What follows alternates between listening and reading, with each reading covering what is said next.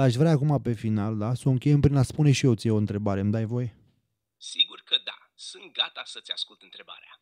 Dar nu mai avem timp, te rog să-mi răspunzi cu da sau nu. Fii atent, bazat pe ceea ce am vorbit noi și pe toate informațiile pe care tu le ai. Dacă ai fi om ChatGPT, ai crede într-un univers creat de un creator sau într-un univers care s-a creat singur? Bazat pe discuția noastră și pe argumentele aduse, dacă aș fi om, răspunsul ar fi da, aș crede într-un univers creat de un creator.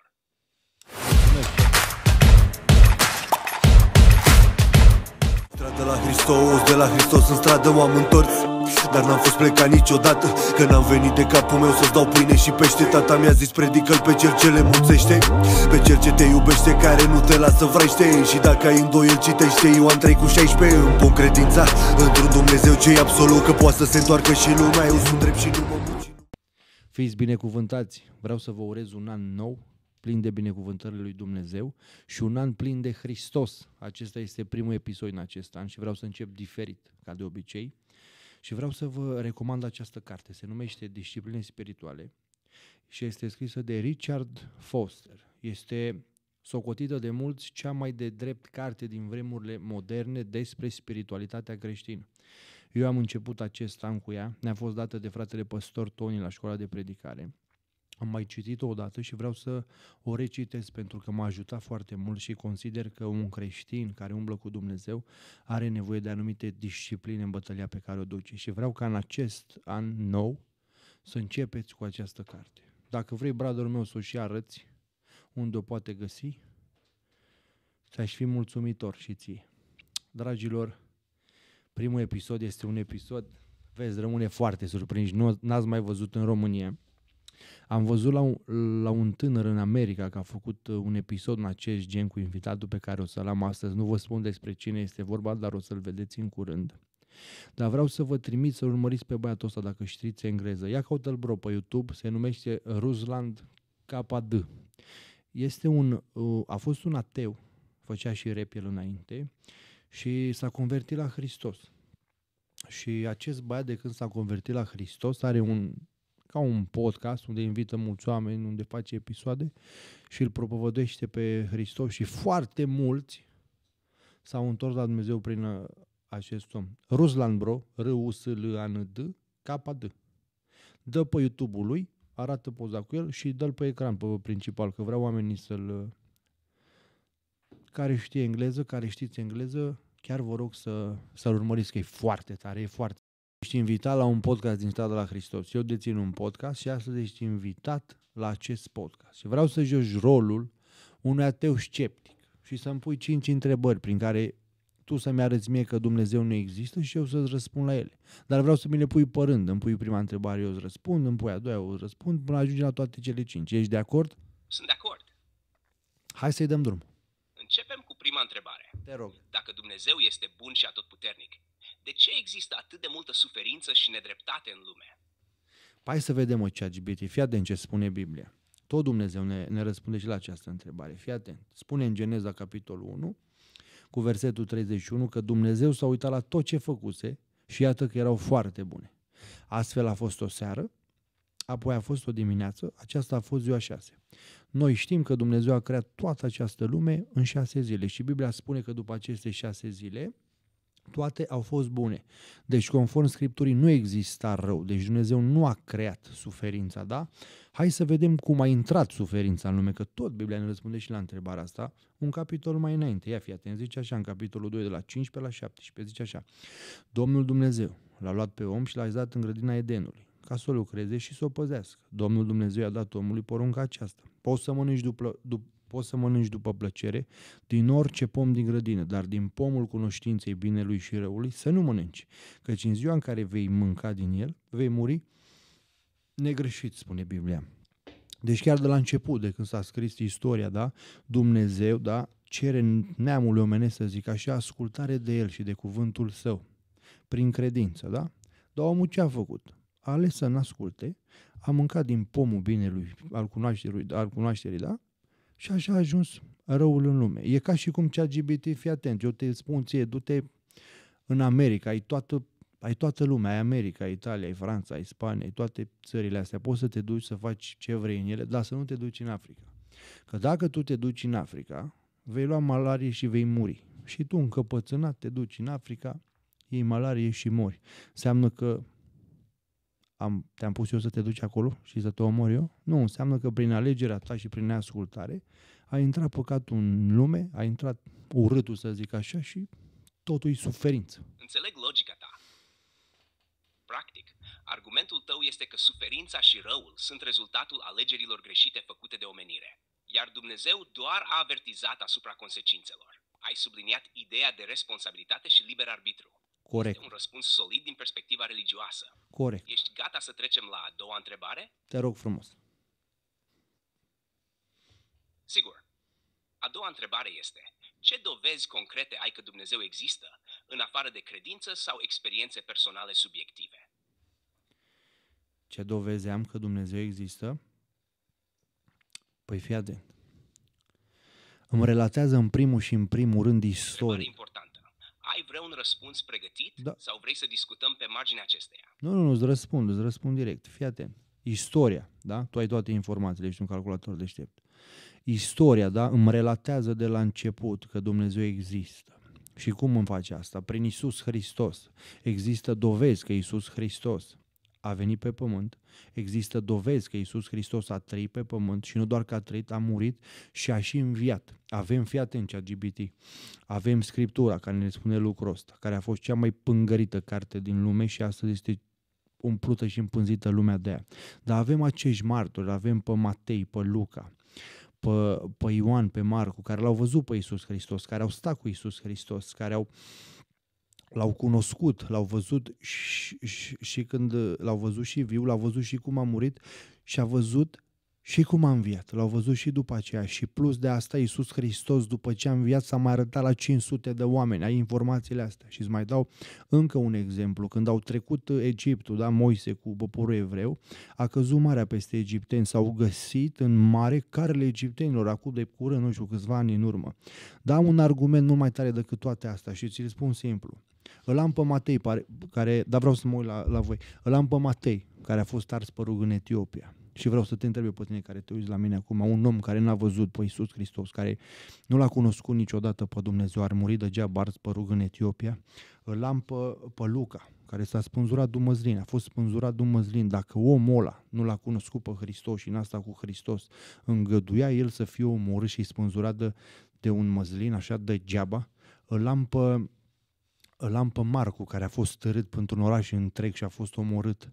Degeaba așa a murit și omul ăsta, oare că nu exista Dumnezeu? Și eu cred că și omul ăsta a murit pentru că l-a văzut pe Dumnezeu. Îl avem pe Ioan, care a dormit pe pieptul, care stă pe pieptul Iisus Hristos, care a fost încins în ulei.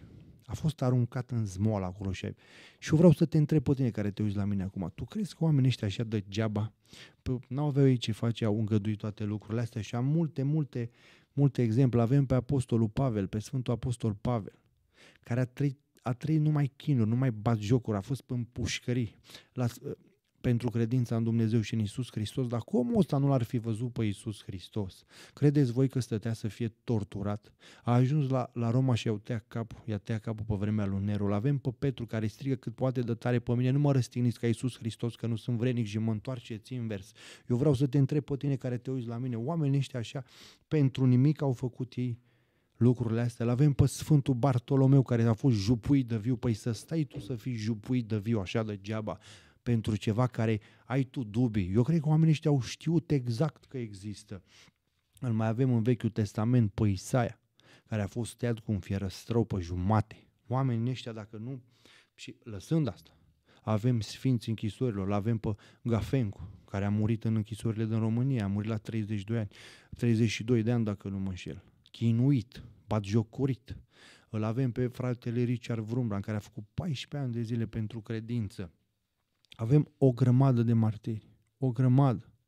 Și vreau să te întreb pe tine, ChatGPT, crezi tu că oamenii ăștia, și vreau să vă mai spun la care nu prea am spus-o eu, am vrut să mă arunc la etajul 7 și Iisus Hristos a venit în persoană și m-a salvat. Eu vreau să vă spun că vorbesc cu Iisus în fiecare zi și e prietenul meu cel mai bun. Eu îl cunosc personal și l-am văzut, n-aveți cum să-mi spuneți că nu există. Următoarea întrebare, ChatGPT. treia întrebare este, de ce există atâtea religii diferite dacă ar exista un singur Dumnezeu adevărat? Bună întrebare. Bună întrebare, ChatGPT. Îmi place. Fii atent. Spune Domnul Iisus Hristos că noi nu putem să slujim la doi stăpâni, ci doar unuia singur. Nu există, da? Să fii ori cu unul, ori cu celălalt. Ori îl iubești pe unul mai mult și pe altul mai puțin, sau viceversa. Într-o discuție, de fapt, Scriptura ne spune că diavolul este tatăl minciunilor. Iisus Hristos le spune în Ioan 8:44, zice, voi aveți pe tată, pe diavolul și vreți să împliniți poftele lui tatălui vostru. El de la început a fost ucigaș și nu stă în adevăr pentru că în el nu este adevăr. Ori de câte ori spune o minciune, vorbește în ale lui, căci este mincinos și tatăl minciunii. Avem 44.000 de culte și avem indienii, mi se pare, care au vreo 800.000 de Dumnezei, în fine, n-are importanță, pentru că diavolul este tatăl minciunilor și vrea să ne inducă în eroare. Și am o întâmplare din Biblie unde Apostolul Pavel le scrie Galatenilor și le spune așa, fii atent ce le spune, mă mir că trezi așa de repede de la cel ce v-a chemat prin harul lui Hristos la o altă evanghelie, nu doar că este o altă evanghelie, dar sunt unii oameni care vă tulbură și voi să răstoarne evanghelia lui Hristos. Dar chiar dacă noi înșine sau un înger, fii atent, sau un înger din cer ar veni să propovăduiască o evanghelie deosebită de aceea pe care v-am propovăduit-o noi, să fie anatemă. Cum am mai spus, o spun și acum. Dacă vă propovăduiește cineva o evanghelie deosebită de aceea pe care ați primit-o, să fie anatema. Cu 500 de ani după ce Pavel spune lucrul acesta, vine Mohamed și spune că el a primit Coranul prin îngerul Gabriel. De unde știa Pavel cu 500 de ani înainte că un înger, înțelegi ce vreau să zic, va veni și va spune o altă evanghelie? Biblia ne și previne că în vremurile din urmă vor veni mulți hristoși mincinoși. Biblia ne spune să nu ne depărtăm de învățătura pe care Hristos ne-a dat-o. De ce avem multe religii? Pentru că diavolul vrea să ne separe de Dumnezeu și vrea să trăim într-o minciună. Asta este răspunsul pe care eu ți-l dau, ChatGPT. Întrebarea 4, te rog. Foarte bine punctat. Mersi. Ai oferit un răspuns bazat pe Scriptură, explicând că multitudinea de religii este rezultatul acțiunii diavolului, care introduce confuzie și minciună pentru a-i îndepărta pe oameni de adevărul Evangheliei.